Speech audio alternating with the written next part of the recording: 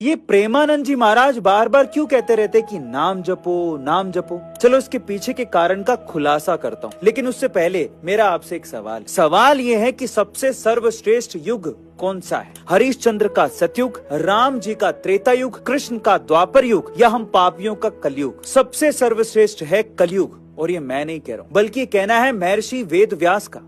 हुआ कुछ यूं कि एक बार ऋषियों की सभा में चर्चा हो रही थी कि कौन सा युग सर्वश्रेष्ठ है। कोई सतयुग बता रहा था, कोई त्रेता युग, कोई द्वापर युग, लेकिन कलयुग का नाम किसी ने नहीं लिया। अंत में यह तय हुआ कि समस्या के समाधान के लिए महर्षि वेदव्यास के पास चला जाए। जब सब ऋषि वहां पहुंचे तो उस समय महर्षि व्यास गंगा में स्नान कर रहे थे। उन्होंने जल में जैसे ही डुबकी मारी, ऊपर आने पर जपने लगे, कलयुग सर्वश्रेष्ठ है, कलयुग सर्वश्रेष्ठ है। सब ऋषि बोले कि कैसे, आप कलयुग को सर्वश्रेष्ठ कैसे मानते हैं? तो व्यास जी ने कहा कि सतयुग में 10 वर्ष के कठोर तप के बाद जो फल मिलता है, वही फल त्रेता में मात्र 1 वर्ष के कठोर तप के बाद, द्वापर में मात्र 1 महीने के कठोर तप के बाद, जबकि कलयुग में केवल भगवान के नाम जपने से ही प्राप्त हो जाता है।